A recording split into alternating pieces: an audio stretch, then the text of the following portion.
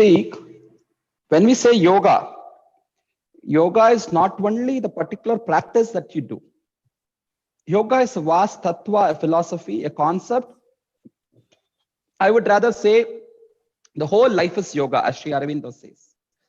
That way, it is not, your question you are asking, where should I eat before or after yoga and all you are asking. According to Sri Krishna, eating is also yoga.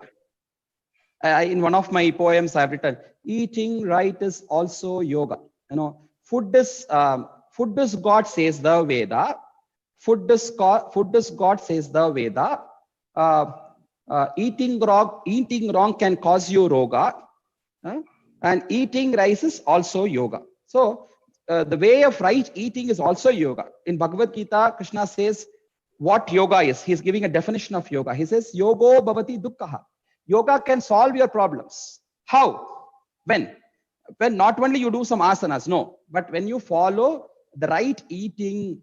So yukta hara viharasya, yukta cheshtasya karmasuhu, yukta swapna avabodhasya, yogo bhavati dukkha. He says, yukta hara, the right way of eating, the moderate eating, that is important. You should know what food to eat and when to eat, how much to eat, and how should you not eat. So knowing this science of eating even food, and then when you eat, then eating food is also yoga. And when should you eat? When you feel hungry.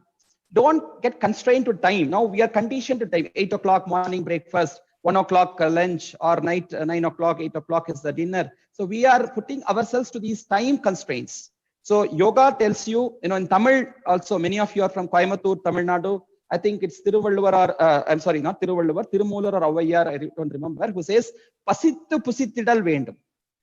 You eat when you are hungry. Pasittu pusittidal vendum. So that is important. So accordingly, so food is an inseparable part of yoga itself. So a very important part of life also. So eating food, and then how do you sleep? Yukta swapna avabodhasya. So the way you sleep, everything is part of yoga, yoga nidra and all what we say. So now coming to particular, the yoga abhyasa. If you ask, that's a one problem. Now everybody generalize yoga. When you say yoga, yoga means asana or practice. No, yoga is that whole concept. It's a vast ocean in which maybe few waves are the asanas. So considering the asana practice, if you ask the asana abhyasa, yes, you have the condition that at least, you should have, actually it's best to do yoga only in the morning time. Nowadays, we have made our own kind of anukula siddhanta, that whenever we want to do in yoga schools like this, people come and ask me sometimes, do you have a batch of 9 o'clock? I say 9 a.m. No, 9 p.m.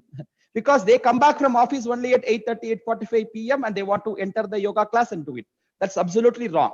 The abhyasa of yoga should be done, either in the Brahmi Muhurta, which starts from 4 a.m. Okay, and then the Sandhya Muhurta, which is the sunrise, which is 6 a.m. to 8, at the most up to 8. So when you have the sun's rays of the sattvic rays of the sun called Go Kirana. So morning 4 a.m. to 8 a.m. is one span of time when you can do yoga. So at that time, your stomach should be empty.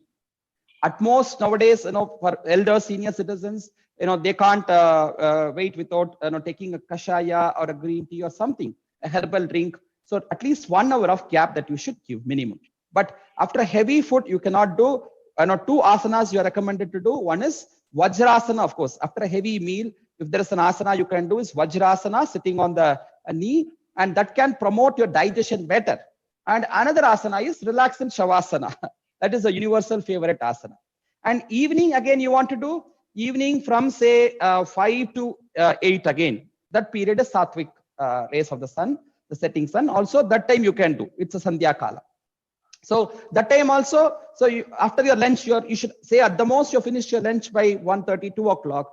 Then 3 hours of gap minimum. So evening after 5 you can do. So this is for the abhyasa of asanas. This is the niyama that you have to follow. Otherwise, I would not look at eating food a separate part other than yoga. So eating food, sleeping in the right way, our ahara, vihara, vichara, vyavahara, everything is part of yoga.